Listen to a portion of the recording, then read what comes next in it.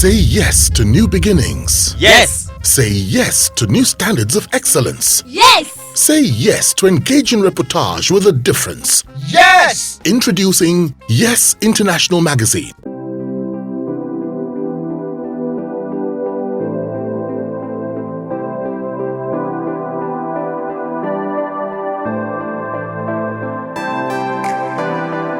Now, the coming of the social media, would you describe it as a blessing or a curse, to the journalism profession?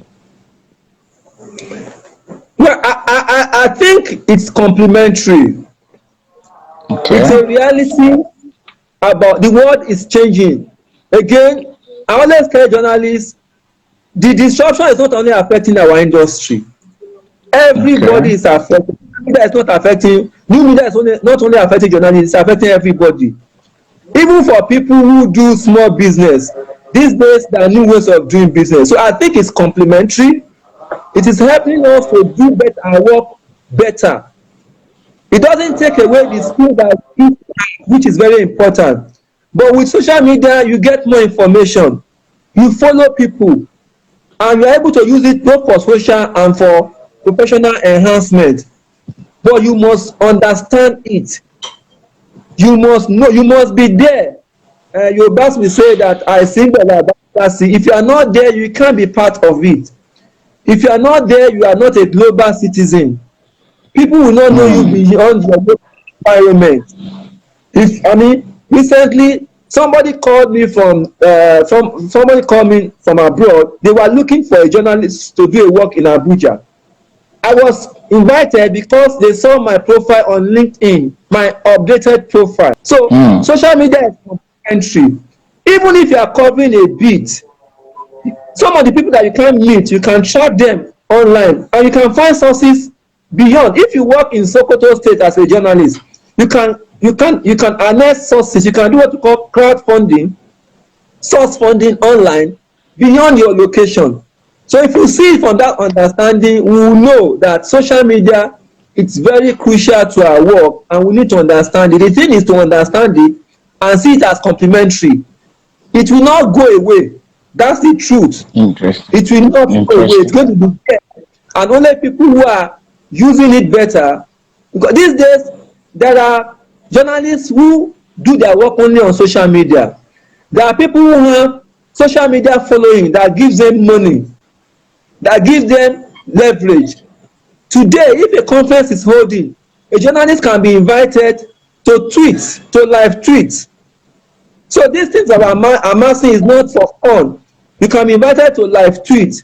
People reckon with you when they see that you have good following, not just following you are not a celebrity. You are a journalist. You are using it functionally. That's the point I think is very, very important. So why are some journalists still reluctant to embrace the social media? Well, I think it's also awareness and understanding, and negative stories that sometimes they hear. And again, like I said, the media has been living in denial. When the new media came, we were thinking it was something that will disappear. But we have since realized that it's not. So you still have editors, for example, who are not on social media. It is not you don't have to be on social media to be successful. But we are saying that if you are not there, some of the other benefits you may miss out from it, especially if you are a younger person. Some of the expansion that you need, you may not be able to do. That's the point that is very, very valid about this thing. So they are reluctant because they don't understand it. Some of them are thinking they are too old for technology, But what I can tell you that even after practicing journalism for more than 35 years, social media hurts me. My address is no longer Nation.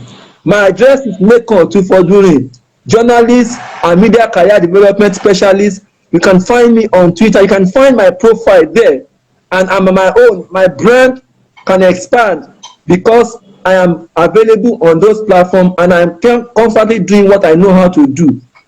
So if you Google media career in Nigeria, you will find my name and my organization among the first three. It's a conscious thing that I'm doing. So journalists need to understand that these things can help them. If today you move away from where we are working, you need your own brand. And one of the biggest brand that you need is to be able to have online following, not just like a celebrity. You are still a journalist.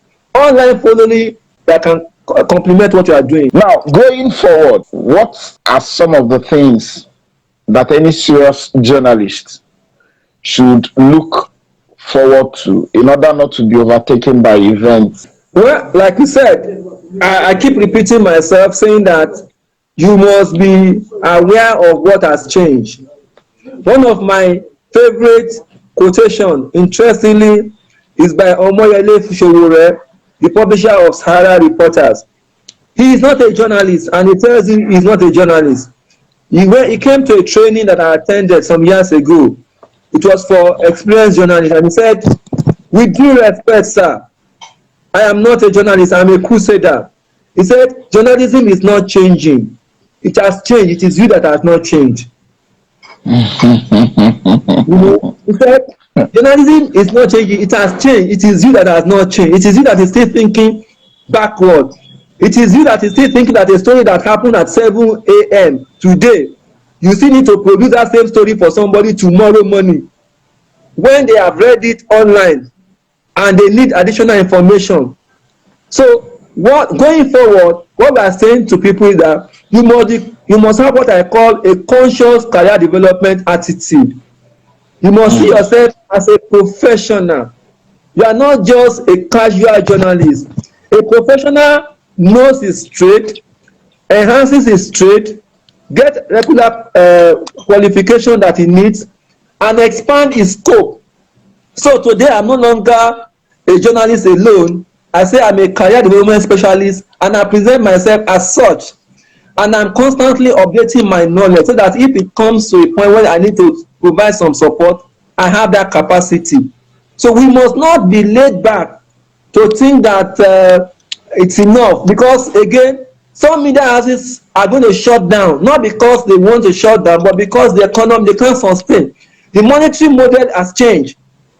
So we must understand, you must begin to see the new ways of doing journalism. Some of us need to reinvent our product. Some of us need to reuse our skills. You have been doing interview on Instagram. Many media houses need to become really digital. It's not enough to have just a website.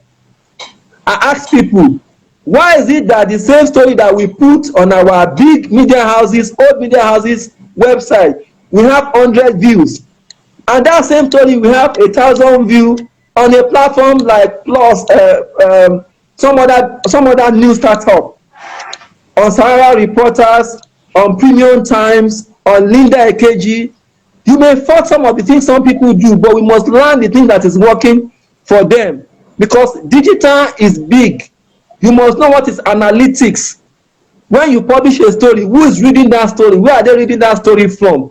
How much of that story do you need to do? What should you drop? Must you continue to publish a column continuously? You must reassess. You must become very evidence-based. If you don't do that, like somebody says insanity is doing the same thing the same way and expecting a change. So much is changing around us. You must learn from best practice outside this country.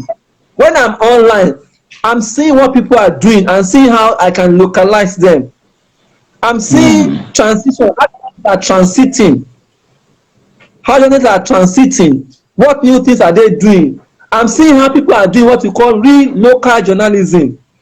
In Nigeria, we say local journalism does not sell, but I'm seeing how media organizations abroad that are facing the same problem are remaining local and being able to get support. We must also be able to attract grants. There are organizations that are providing grants, but you must be able to apply for this grant and be able to justify why you must be the person to be giving the money and be able to do it well. And when you do one well, you attract. So those are the new ramifications that we need to begin to see and realize that, again, like I said, the disruption is not only affecting journalism. Law is not the same way it used to be. Medicine is not the same way to be. So we should not engage in self-pity and be saying it's only journalism. People are losing jobs in banks because banking operations have changed. And except we have that understanding, we just be looking for people to sympathize with us when all we need is to just renew our way of doing things and learn from best practice and see what we are, and also collaborate. Collaboration is very, very important. I need to state it. Too many journalists are struggling on their own. Everybody does not need a website.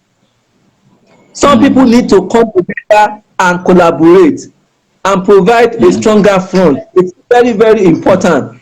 So, as journalists, why the journalists work for an employer for 1-2 years without pay, and some of them cannot come together to have a strong website that can do the work, so that you are not only the person writing the story, editing the story, uploading the story, and in that process you are not able to do the other thing that you are not doing, because it's not enough to just put a story on the website. You must be able to ensure that you optimize it and so many other things. So collaboration is very, very important if some of us are going to survive the onslaught.